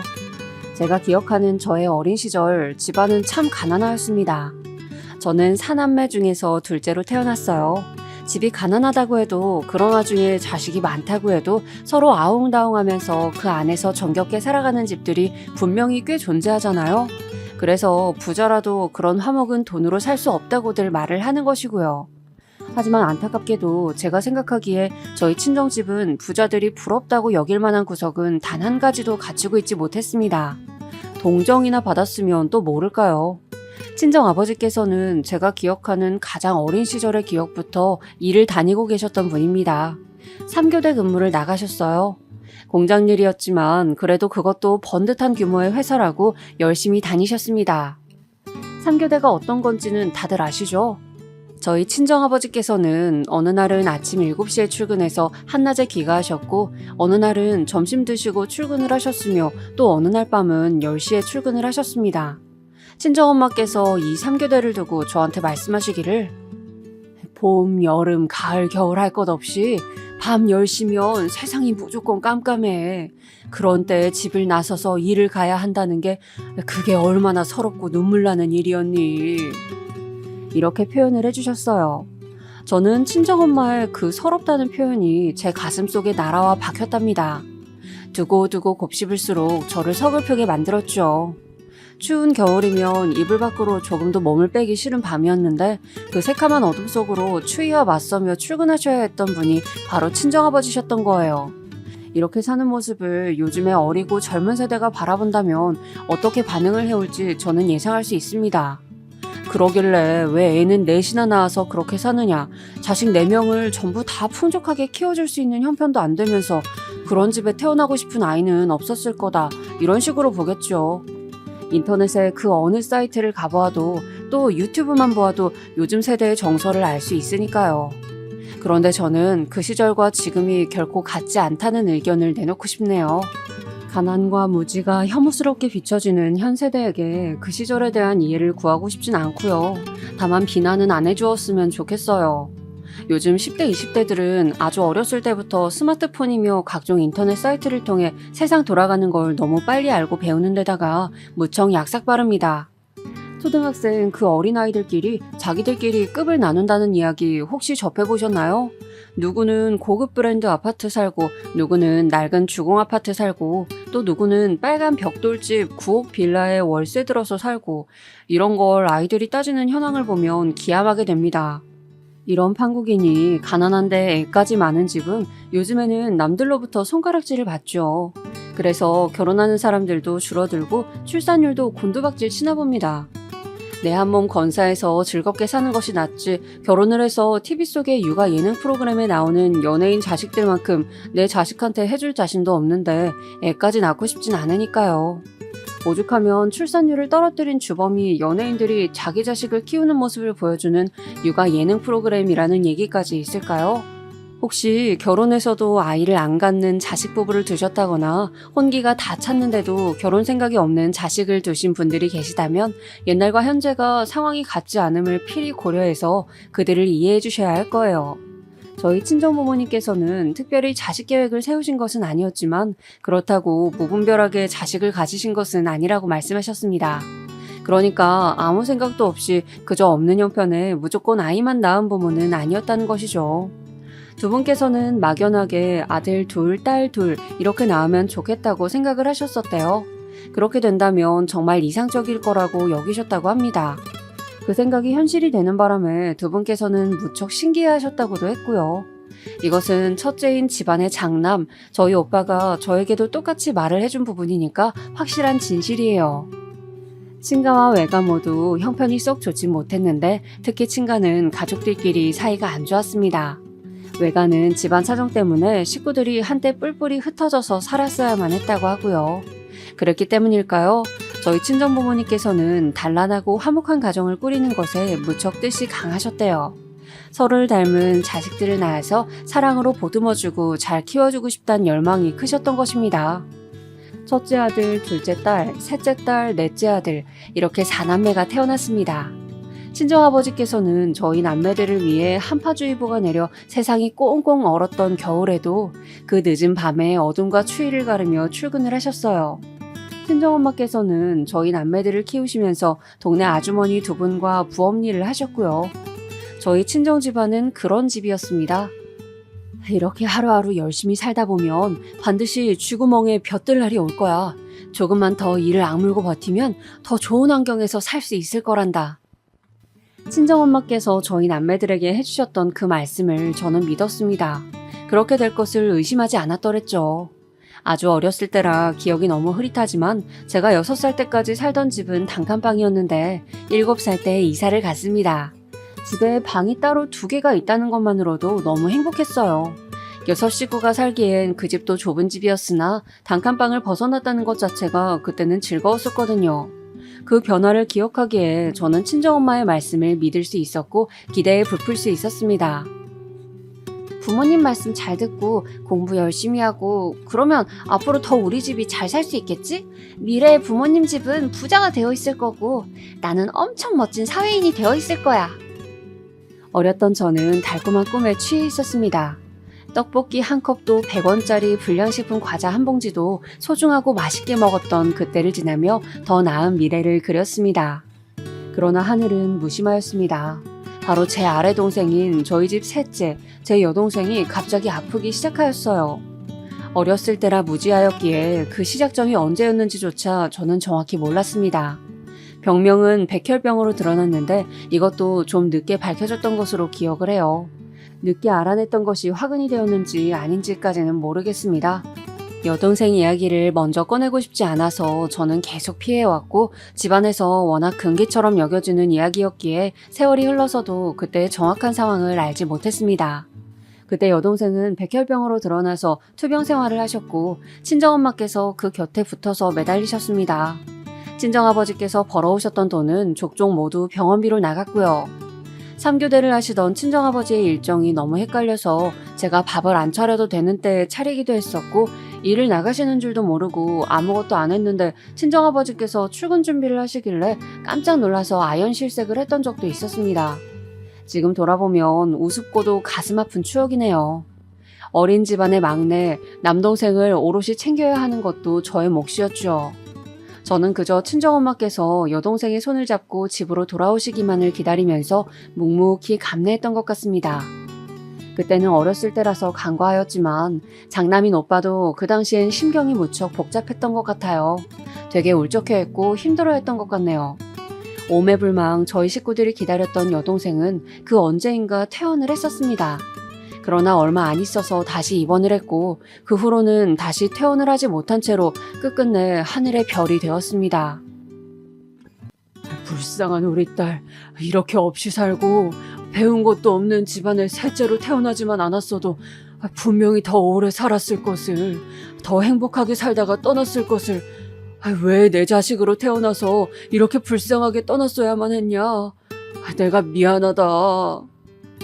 친정아버지께서 죄 피부가 거칠어진 얼굴을 손으로 쓸어내리시며 눈물도 계속 닦아내셨던 그 모습이 저에게는 인상 깊게 남아있습니다.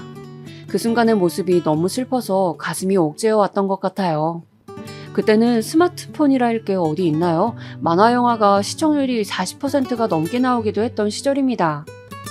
기껏해야 TV로 공감대를 형성했던 시절이었어요.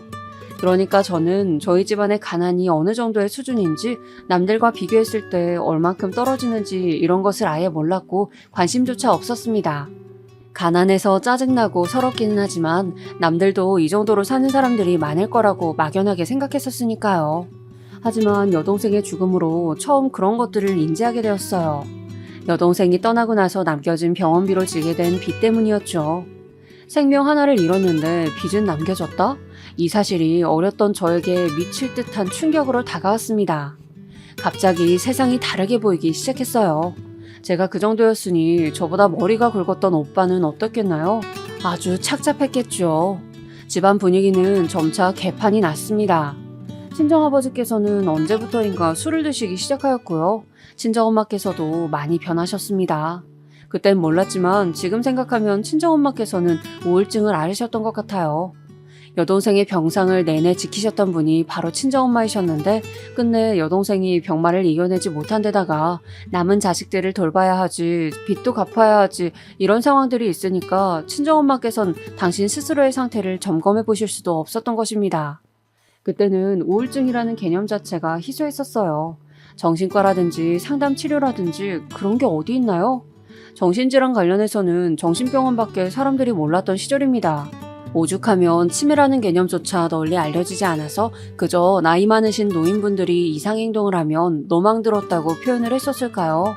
그랬으니 아무도 친정엄마의 병들어가는 마음을 알아주지 못했던 거예요. 기쁠 일 하나 없는 집구석에서 웃을 일도 없으니 왠지 식구들끼리도 서먹해지는 느낌이었습니다. 여동생이 떠나고 나서 1년이 지났을 때 저는 그래도 제가 딸이랍시고 친정엄마께 힘이 되어드려야겠다는 결심을 하게 되었어요. 위로를 건네드리고 싶었고 든든한 버팀목이 되어드리고 싶었습니다. 살갑고 화목한 모녀관계를 만들어가고 싶었어요. 그런데 설마하니 이게 제 발목을 잡을 줄은 몰랐습니다. 술을 자주 찾으시며 집 밖으로 걷도셨던 친정아버지, 여동생이 떠난 이후로 말수가 확 줄었고 성격이 까칠해졌던 오빠, 손이 많이 가고 사람 피곤하게 만들었던 남동생, 이런 가운데 친정엄마께서는 당신에게 위로를 건넨 저에게 의지를 하고 싶어 하셨어요. 시간이 갈수록 저는 친정엄마의 온갖 하소연을 들어드려야 하는 상대로 전락하게 되었습니다. 제가 어느 날은 너무 숨이 막혀서 그만 듣고 싶다, 나 피곤하다 이런 식으로 나왔는데 그럴 때면 친정엄마께서는 거의 졸도하시려고 하였습니다. 네가 어떻게 나한테 이러니? 네가 그렇게 나오면 엄마는 너무 서운해. 엄마는 너한테밖에 이런 얘기 할 데가 없는데 네가 내 마음을 못 알아주면 난 어쩌라는 거야. 친정엄마께서 그러실 때마다 저는 아주 지긋지긋해서 미쳐버릴 것만 같았어요. 그런데 가슴 한구석에서는 우리 엄마 참 안됐다, 불쌍하다 이런 생각이 들어서 모질게 굴 수가 없었습니다. 저는 대학을 너무나도 가고 싶었어요. 하지만 돈이 없어서 힘들어 죽겠다는 친정엄마의 하소연에 못 이겨서 그것에 등이 떠밀린 채 대학 진학을 포기하고 취업 전선에 뛰어들어야만 했습니다. 같이 고등학교에 다닌 친구들이 대학 생활을 즐기는 동안 저는 돈을 벌기 시작했죠. 생활이 달라지니까 사이도 멀어지더라고요. 이때 친정오빠는 군입대를 하였고 저의 어깨는 더더욱 무거워졌습니다. 친정아버지와 제가 버는 돈으로 저희 집이 생활을 하고 돈을 모았죠. 그런데 어느 날 문득 친정 부모님께서 남동생은 꼭 대학을 보내야 한다고 하셨는데 그 말씀이 너무 당연해서 이해가 가는 한편 제 가슴 한구석에는 응어리가 졌습니다. 그럼 저는 대학에 안 가도 되었던 자식이었나요? 그 물음이 턱끝까지 차올랐었어요. 하지만 철없이 굴기에는 집안 상황이 여유롭지 않다는 것을 누구보다 잘 알고 있었기에 속으로만 삭혀야 했습니다. 결국 남동생이 대학 가는 것을 제가 뒷바라지를 다 해줬네요. 속상했지만 남동생이 잘 돼야 결과적으로 집안에 좋은 일이라는 생각으로 서러움을 꼭 눌렀습니다. 여동생이 떠난 이후로 내내 눌러 참고 살아온 저였지만 그랬던 저를 조금 변화시킨 계기가 있었습니다. 그건 바로 저희 오빠가 사귀던 여자친구랑 결혼하고 싶은 마음이 있다고 집에 알려왔을 때였어요. 친정 부모님께서는 아직은 결혼하기 이르지 않냐고 못발 나무라시면서도 우리 장남을 장가 보내려면 돈이 더 필요하겠는데? 이런 계산부터 바로 하시고 저에게 손을 벌리셨습니다. 와, 그때 기분이 정말 뭐라고 설명할 수 없게 비참했어요. 제가 마치 집에다가 돈이나 벌어 갖다 바치는 기계에다가 친정엄마의 하소연을 들어주는 공짜 상담사라도 된 기분이었죠. 그래서 저는 20대 때 오빠랑 사이가 좋지 못하였습니다. 오빠는 우리가 남이냐, 가족끼리 이것저것 재지 말아라 라고 하셨고 저는 내 일방적인 희생으로 굴러가는 집안꼴이 짜증난다며 맞섰습니다. 그 여자친구랑 크게 다투는 바람에 오빠는 결국 그때 결혼을 하진 않았었지만 저에게는 어떤 교훈 한 가지를 남겨주었고 그래서 저는 홧김에 결혼하고 싶다는 욕망을 품게 되었습니다. 그런 와중에 제가 만났던 남자가 있었어요. 어떤 사람이었냐면 제가 듣고 싶어하는 말을 잘 해주는 남자였습니다. 네가 정말 힘들었겠다. 고생 많았네. 이렇게 말을 해주는 것을 듣고 제가 그 남자한테 빠져서 넘어가 버렸어요. 그까진 위로해도 제가 정신을 못 차릴 때였던 것이죠. 그 남자는 저처럼 고졸에다가 직업도 그저 그랬고 인물도 솔직히 보통 이하였습니다. 하지만 저한테 다정다감했으며 무엇보다 저의 이야기를 잘 들어주었기에 너무 좋았어요. 그래서 결혼하고 싶은 마음에 친정 식구들에게 그 남자를 다 소개시켜주기까지 했습니다. 제가 그 남자 집에 가서 마치 이미 며느리라도 된 것처럼 같이 식사 준비도 하고 둘러앉아서 밥도 먹고 그쪽 부모님의 생신도 챙겨드렸었죠. 저희 친정 부모님께서는 변변찮아도 너무 변변찮다며 그 남자를 결혼 상대로 탐탁지 않아 하셨고 저는 콩깍지가 씌어서 전혀 듣지 않았었고요. 결혼을 강행하였는데 결론적으로는 파혼을 하고 말았습니다. 그 남자가 바람을 피웠는데 저한테 현장을 들켰거든요. 제가 너무 큰 충격을 받아서 식음을 전폐하고 있을 때 그 남자가 저에게 찾아와서 늘어놓았던 자기 변호가 잊혀지지 않습니다. 막상 너랑 결혼하려니까 너무 심란해서 그랬어. 너보다 잘난 여자를 만나고 싶었거든. 대학도 나오고 집안도 더 유복한 여자 만나서 멋지게 살고 싶은 욕심에 그런 실수를 저질렀다. 상처 줘서 미안해. 그런 뻔뻔한 변명이 또 있을까요? 지금 생각하면 완전히 정신이 이상한 놈이었어요. 저한테 바람 현장을 걸린 게 얼마나 다행이었는지. 하지만 당시에는 그런 식으로 파혼을 맞았다는 게 미친 듯이 힘들었을 따름이었죠. 연애 기간 약 2년, 그 기간 동안 들인 제 모든 수고와 돈도 날아간 셈이었습니다. 그 후로 저는 남자에 대한 기대치를 완전히 내려놓았어요. 대신 저를 배신했던 그 남자가 했던 말처럼 나보다 나은 상대와 결혼하고 싶다는 희망사항을 품게 되었습니다. 불같은 운명적인 사랑을 할 게 아니라면 그냥 조건이 더 좋은 남자랑 결혼을 하는 게 최고일 것 같더라고요. 제가 객관적으로 잘난 여자가 아니었기 때문에 저보다 훨씬 더 높은 급의 남자를 만나는 것은 아주 힘든 일이었고 절충안을 찾아서 저는 결혼을 하게 되었습니다. 제가 결혼한 남자는 우선 4년제 대학을 나왔으며 인물도 제법 괜찮았죠. 착하거나 부드러운 성격과는 거리가 멀었으나 자기 신념 확고해보이는 모습이 마음에 들었습니다. 남편은 제가 생활력이 강하고 수도분해 보인다면서 결혼 상대로는 최고라고 생각을 했다더군요. 저희 두 사람끼리는 이해관계가 맞아떨어졌는데 문제는 시댁에 있었습니다. 왜냐하면 시댁에서는 처음부터 저를 마음에 안 들어했기 때문이죠. 남편이 장남이라는 것도 큰 몫을 했다고 생각해요. 남편은 3남매 중에 맞이인데 자기 밑으로 여동생과 늦둥이인 남동생이 있었습니다. 다닌다는 직장 얘기 듣고서는 그래도 그 정도면 어디 가서 부끄럽지 않겠다고 생각을 했었는데 고졸? 최종 학력이 고등학교 졸업인 건 꽤나 큰 하자인 것 같아서 기분이 좀 그렇네요. 인사드리러 갔었던 첫 만남에서 시어머니께서는 저에게 그런 식의 말씀을 하셨었죠. 저는 고졸이라는 저의 최종 학력이 결코 만족스럽지 못하였으나 남한테 부끄럽다는 생각을 가지고 살아오진 않은 바였습니다. 집안 상황상 그때는 제가 대학에 가기 어려울 때였고 저는 사회 경쟁력을 열심히 쌓아오면서 제가 이뤄낸 것들에 대한 보람과 자부심이 조금은 있었거든요. 직장에서도 제가 고졸이랍시고 불합리한 대우를 딱히 받은 것도 없었고요. 그랬기에 시어머니의 반응은 저로선 너무 의외였으며 당황스러웠습니다. 우리 아들은 멀쩡한 대학 나왔고 우리 딸은 곧 박사 학위 딸 사람인데 아이고 차이가 나도 너무 나서 민망해 죽겠네. 우리 집에 고졸이 며느리로 들어온다니 본인이 적응이나 잘할 수 있겠어요? 그때 당시에는 시어머니께서 저를 대놓고 비우신다는 생각까지 못하고 그냥 저를 떠보시는 거라고만 여겼었어요. 그러니까 눈치 없이 해맑게 웃으면서 대답을 해드렸었겠죠. 네, 그럼요. 당연하죠.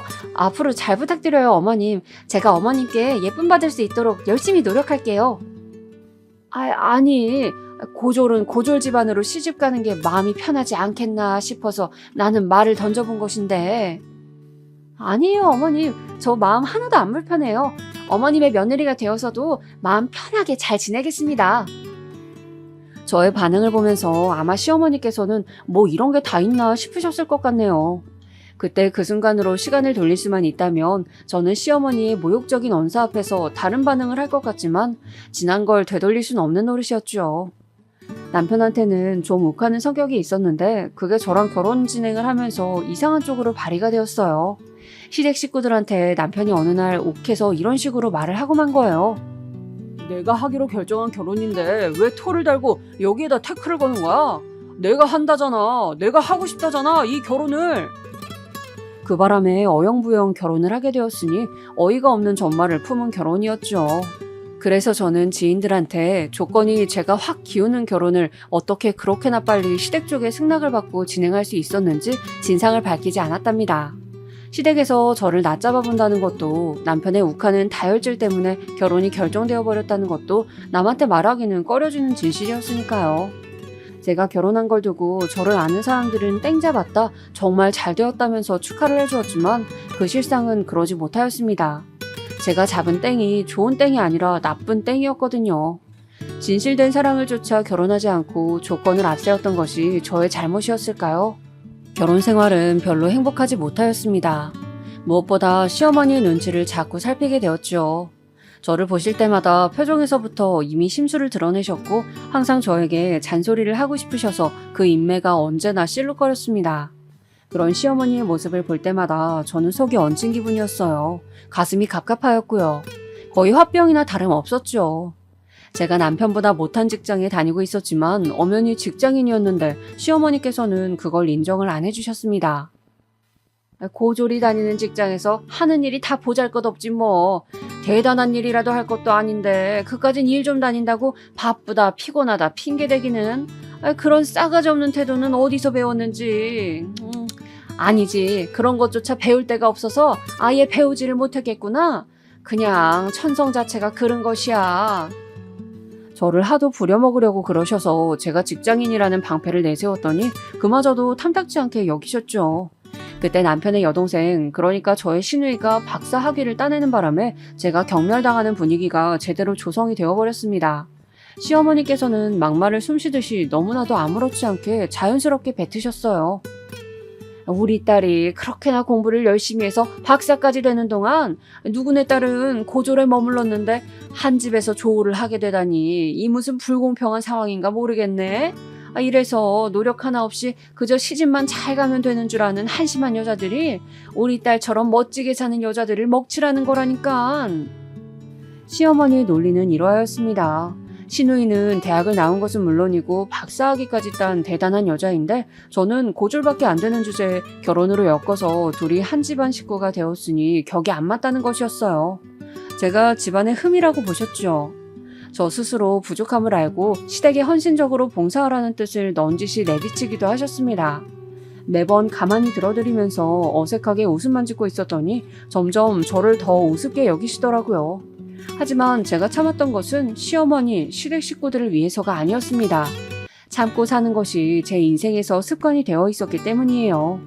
친정엄마께서는 제가 원래 생각했던 결혼 생활이 아니라서 힘들다고 말씀을 드렸을 때 마치 기다렸다는 듯이 당신의 힘든 이야기를 되려 꺼내셨던 분이었죠.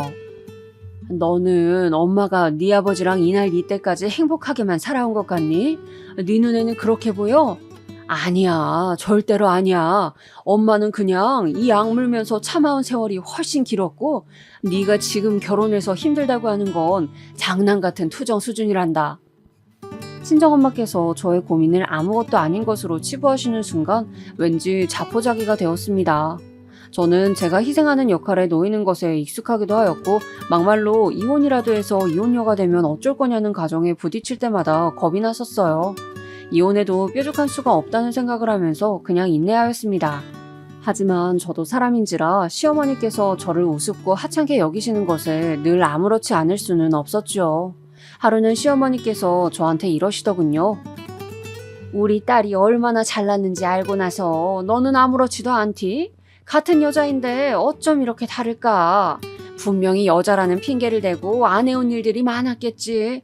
사람이 이렇게나 발전이 떨어져서야. 그때 마늘을 까고 있었는데 하마터면 순간적으로 열이 받아서 깐 마늘 바가지를 시어머니의 면상에 엎을 뻔하였습니다. 여자라는 핑계? 정말 어이가 없었네요. 저도 누가 공부를 더 시켜주었다면 당연히 했었겠죠. 여자라는 것을 앞세워서 뭔가를 안 해본 적은 인생에서 없었고 오히려 손해를 봤으면 봤던 인생이었습니다. 시어머니께서 자꾸 저를 이상한 논리로 비웃으시는 게 짜증이 났지만 당시에는 앞에서 크게 못 따졌어요. 대신에 자려고 밤에 누우면 그때 그렇게 받아칠 걸 이런 후회가 자주 들고는 했습니다.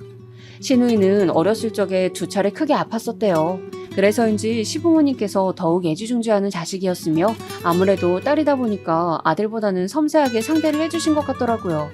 저도 원래 그 사정을 몰랐다가 시누이가 옛날에 아팠었다는 것을 알게 되고부터는 잘해주고자 했었어요. 왜냐하면 어린 나이에 세상을 떠나야 했던 제 여동생이 떠올랐기 때문이죠. 여동생이 떠나지만 않았다면 친정아버지께서 술을 가까이 하게 되지도 않았을 것이고 친정엄마께서 우울증에 걸리지도 않으셨을 것이고 오빠의 성격이 바뀌어버리지도 않았을 것이고 남동생도 화목한 가정의 모습만 보면서 자랐을 것이라는 그 희망 고문과도 같은 슬픈 가정을 저는 아주 오래도록 해왔습니다. 그랬던 저였기에 시누이가 괜스레 애틋하기도 하였어요. 제가 시누이보단 언니이기도 하니까 더 잘해줘야겠다는 생각이었고요. 그런데 그것은 결국에 저의 잘못된 판단이었습니다. 호의가 계속되면 권리인 줄 안다는 그 영화 속 명대사처럼 제가 잘해줘봤자 시누이는 점점 더 저를 호구 취급하더라고요. 그리고 슬슬 태도가 점차 건방져졌어요. 제가 무슨 말을 걸거나 부탁을 하면 꼭 대답하는 말투가 건성이었습니다. 마지못해 네네 하는 느낌 뭔지 아시죠? 꼭 그렇게 구니까 대놓고 지적하자니 제가 속이 좁은 사람이 되는 것만 같아서 그냥 두었네요. 매일 보고 사는 것도 아니니까 그러려니 하다가 저는 시어머니의 언행에서 한 가지 특징을 잡아냈습니다. 시어머니께서는 저를 낮잡아보고 싶으셔서 일부러 제 앞에서만 자꾸 고조를 들먹이셨고 시누이가 박사라는 것을 강조하셨어요. 저 없는 자리에서 안 그러신다는 것을 알게 된 이후로는 시어머니가 달리 보이더군요. 처음에는 그래 얼마나 자기 딸의 잘남을 자랑하고 싶으시면 저러실까. 그런데 매번 자랑하실 때도 마땅치 않으니까 나한테 그러시는구나. 내가 그냥 들어드리자. 이런 식으로 견디고 넘겼는데 제가 또 바보에다가 호구였던 것이죠. 제가 저를 향한 시어머니의 태도 때문에 너무 스트레스 받는다고 남편한테 자주 말을 했었습니다. 힘들고 짜증나고 서럽다는 심정을 토로했었는데요. 초반에는 대충 들어주는 신용이라도 했던 남편이 어느 날은 저한테 확 신경질을 내더군요. 그래서 나보고 뭐 어쩌라고. 맨날 징징거리고 우는 소리밖에 못하네. 너는 네 앞가림도 혼자서 못하냐? 우리 엄마한테 앞으로 제대로 교육받고 정신 좀 바짝 차려라. 아무리 그래도 말을 저렇게까지 할 필요가 있었을까요? 저는 남편한테 서운하다 못해서 마음이 차갑게 식는 기분을 느꼈습니다. 그리고 더 이상 남편에게 저의 속마음을 이야기하지 않게 되었어요. 왜냐하면 제가 친정엄마로부터 각종 하소연을 들어줘야 했던 지난 세월이 자꾸만 떠올랐었거든요. 제가 다름 아닌 친정엄마의 그런 모습을 닮아서 다른 사람에게 감정적인 하소연을 하게 된 것만 같아서 싫었습니다.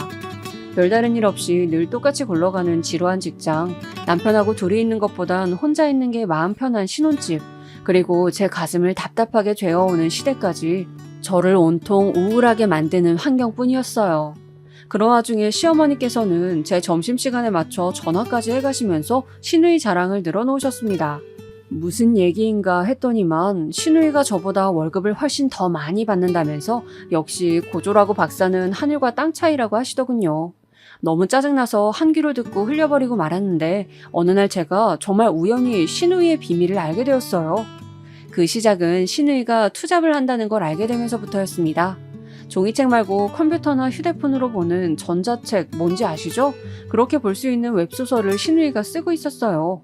제가 그걸 알아내려고 알아냈었던 게 아니라 제가 고군분투하면서 갈비찜 양념을 혼자 만드는 동안 신우이가 슬그머니 거실로 TV를 보러 자리를 뜨면서 남겨놓고 간 휴대폰 화면을 언뜻 봐버린 것이 계기였습니다. 언니, 저는 잠깐 소파에 앉아있다 올게요. 허리가 아파서 그래요. 그런 핑계를 대면서 얄밉게 TV 앞에 소파에 앉은 신우이는 잠깐이란 말을 지키지 않았고 놔두고 간 휴대폰의 화면이 켜져 있길래 제가 무심코 봤는데 그게 웹소설의 연재 페이지였어요. 그리고 신우이가 그 글의 작성자였기 때문에 관리자 모드로 되어 있더라고요. 제가 깜짝 놀라서 정보를 외워뒀다가 따로 검색을 해봤습니다. 그랬더니만 신우이가 저급한 소재와 내용의 소설을 써서 그걸로 돈을 벌고 있었던 사실이 드러났습니다. 이상하다. 이 정도 분량이면 취미로 시간을 할애하는 정도가 아닌데 이걸로 본격적인 돈벌이를 하려는 모양새잖아? 도대체 왜일까? 시어머니께서 그렇게 입에 침이 마르도록 칭찬을 대시며 저를 깎아내리는 도구로 사용하시는 신우이의 비밀이라니 제가 궁금하지 않을 수가 있어야 말이죠.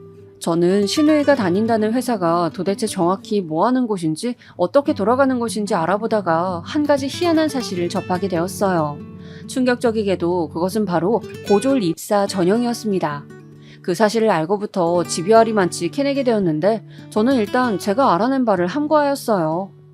남의 비밀을 가지고 무슨 스토커 마냥 따로 조사해서 알아봤다는 점이 너무 음흉한 것 같다. 이게 할 짓이 맞나 싶네. 제 자신에 대한 성찰이 들었기 때문이었습니다. 왠지 스스로 부끄러운 느낌이었죠. 하지만 신우이의 비밀을 알게 된 이후로 저는 더 이상 전처럼 신우이를 볼 수는 없었습니다. 신우이를 보고 있으면 왠지 제 안에서 냉랭한 기운이 올라왔고 시어머니의 비아냥도 예전과 같은 기분으로는 받아들여지지 않았죠. 저를 가만히 두었다면 저는 워낙 답답한 호구였기 때문에 먼저 그 비밀을 발설하지 않았을 테고 신우이의 평화는 더 오래 갔을 거예요. 하지만 그 사건 하나가 터져버리고 말았죠. 갖은 핑계를 대고 방문을 미루고 있었던 시댁이었는데 모처럼 갔던 날이었어요. 식사 준비 다 해놨다고 와서 저녁 먹자고 시부모님께서 분명히 그러셔서 갔건만 준비가 거의 안 되어 있더라고요. 얄미운 남편은 거실에서 시아버지와 TV나 보고 앉았고 더 얄미운 시누이는 어머니께 나랑 언니랑 마저 다 할게 이런 식으로나 말을 해놓고선 실상 자기는 거의 아무것도 하지 않은 채 저에게 전가하였습니다. 저한테 언니는 진짜 음식 간 맞추시는 거 잘하시네요 라면서 자꾸 제가 다 하도록 부추겼는데 결혼 직후에나 그런 수법이 통하였지 이제는 그 시커먼 속내가 다 보였습니다. 어이가 없어서 실소가 지어지더라고요. 그래도 그냥 대충 상황을 마무리하고 식사까지 마쳤어요. 그때 시어머니의 사촌 여동생 되는 분으로부터 과일을 들고 방문하겠다는 연락이 왔습니다. 저는 솔직히 너무 불편한 자리가 될 것 같아서 별로였지만 나머지 식구들은 맛있는 과일을 받아먹을 생각에 즐거워만 하더군요. 예의상으로나마 저의 의견을 물어보는 사람은 아무도 없었습니다. 가라앉은 기분으로 식사 뒷정리를 한 뒤에 설거지는 제가 시누이한테 맡겼어요. 준비도 제가 다 했고 설거지는 늘 저의 몫이었으므로 이번에야말로 전가를 하고 싶었거든요. 시누이가 입술을 삐죽거리면서 자기 부모랑 오빠가 있는 거실 쪽을 힐끗거리더니 상당히 마지못해 한다는 표정으로 이내 고무장갑을 꼈습니다. 저는 잔반이 들어간 냉장고 정리를 했죠. 제가 깔끔하게 정리를 마쳐놓고 이따가 과일 먹을 것을 대비해서 쟁반 같은 것도 준비를 하고 있는데 그때까지도 시누이는 미적거리면서 설거지를 덜 마친 상태였어요. 괜히 거들고 싶지 않아서 저는 모른 채 하고 두었죠. 바로 그때 시어머니의 사촌 여동생분이 도착을 하였습니다. 샤인머스켓 2상자를 들고 오셨더라고요. 우리 딸이 최고로 좋아하는 과일 왔다. 어머, 지금 뭐야? 네가 왜 설거지를 다 했어? 시어머니께서는 그렇게 외치면서 부엌에 들어오셨고 설거지를 마친 후 고무장갑을 벗고 있던 시누이를 발견하셨죠. 저는 그 반응에 무척 당황스러웠습니다. 그럼 제가 설거지를 꼭 했어야만 했었다는 건가요? 제가 떨떠름한 기색으로 있는 것을 본 시어머니께서는 금세 얼굴에 열이 오른 낯으로 저한테 삿대질을 하셨습니다. 너 해도 너무하는 거 아니니? 네? 제가 뭘요? 아니 상식적으로 말이야. 고졸인 네가 박사님을 알아서 모셔야지 왜 부려먹고 있냐고. 시어머니야말로 해도 해도 너무하는 분이셨어요. 세상 천지에 설거지에 대고선 고졸과 박사를 운운하는 사람이 어디에 있다는 겁니까? 기가 막히기도 하고 너무 모욕적이기도 해서 제가 입술만 꽉 깨물고 있는데 신우이가 웃음을 참는 표정으로 입가를 실룩거리는 게 보였어요. 그 다음으로는 뭔 소란인가 싶어서 부엌으로 온 나머지 시댁 식구들이 보였죠. 비단 이 집안에 시집 온 이후부터가 아니라 저의 지난 세월 동안 쌓여왔던 출처모를 분노가 그 순간에 확 터져나오고 말았습니다. 박사님이라고요? 여기에 대체 박사님이 어디 있다는 말씀이시죠? 저희는 공평하게 고졸인데요. 얘가 무슨 헛소리를 하는 거야? 내 딸이 박사학위 딴 거 모르는 사람도 여태 있었니? 아, 그건 아마 학력 위조된 걸 보신 걸 거예요. 왜냐하면 애초에 아가씨는 대학에 입학만 하고 졸업은 안 하셨으니까요. 제가 자신만만하게 외치자 시어머니께서는 저를 미친년 보듯 하셨다가 눈을 슬쩍 돌려서 신우이를 보셨습니다. 반박을 하고 싶은지 입술만 달싹거리던 신우이는 결연에 찬 저의 눈빛을 보고 이내 시선을 내리깔았습니다. 학력 위조라니? 그럼 범죄자 같은 행동을 내 딸이 왜 한단 말이야? 어머님, 아버님의 기대가 하늘을 찔렀으니 그랬겠죠. 아가씨는 지금 직장에 고졸 학력으로 입사하셨죠? 그래서 급여도 낮고 그래서 다른 부업으로 수입을 충당하셨죠? 충격 속에 빠진 시댁 식구들의 눈이 모조리 신우이에게 쏠려 있었습니다. 시어머니께서는 당장이라도 쓰러질 듯 어느새 안색이 창백해져 있었어요. 아까부터 무슨 소리를 하시는 건지 저는 모르겠네요. 그리고 언니, 제가 부업이 있기는 뭐가 있다고 그러세요? 아, 그래요? 그럼 제가 잘못 알았나 보네요. 저는 아가씨가 도저히 가족들한테는 밝힐 수 없을 정도로 엄청난 수위의 소설이라도 써서 돈을 버시는 줄 알았거든요. 어머님, 그게 뭔지 한번 보실래요? 제가 휴대폰을 꺼내들었을 때 신우이가 불이 나게 달려와서 저를 막아섰습니다. 그 모습에 시어머니께서는 자리에 털썩 주저앉으셨죠. 의미 없는 설전이 오갔고 격분한 시아버지께서는 신우이의 뺨을 후려치시려다가 갑자기 그 손으로 뒷목을 잡으셨습니다. 놀란 시어머니의 사촌 여동생분께서 119를 부르셨고 잠시 후 구급차가 도착하자 이웃들이 무슨 소란인가 싶어서 다 기웃거리고 아주 난리도 아니었습니다. 저는 혼란을 틈타서 어느 이웃분께 짤막한 전말을 알려드렸어요. 딸이 박사라고 그렇게 동네방네 자랑을 하고 다니셨는데 알고 보니 전부 거짓이었대요. 고졸인데 속여왔던 거죠. 그래서 뒷목 잡고 쓰러지신 거예요. 마치 남의 집 이야기를 하듯 슬쩍 흘렸더니 그분이 엄청 놀라시면서 금세 다른 이웃분들께 그 전말을 전하기 위해서 움직이시더군요. 소문이 퍼지는 건 순식간이었습니다. 저는 후회하지 않았어요. 지르고 나니까 속이 시원하더라고요. 남편의 찌질한 모습을 보게 된 것은 유감이었지만요. 너 나한테 이혼이라도 당하고 싶어서 이래? 자기가 제 목줄이라도 쥐고 있는 양 구는 모습에서 그 어떤 위압감도 느낄 수 없었습니다. 되려 웃음이 나오더라고요. 말 잘했네. 그래, 이혼하자. 너 같은 놈하고 더 살아주기에는 내가 아까워. 제가 당당하게 나오니까 남편은 다혈질이 도져버렸습니다. 공교롭게도 욱하는 그 성격 덕분에 저는 무사히 이혼을 할 수가 있었어요. 저는 그간 시댁으로부터 정신적 피해를 입은 대가를 받아내야겠다고 하였고 남편은 홧김에 저한테 신혼집의 매매 시세의 반 정도에 근접하는 재산을 분할해 주었습니다.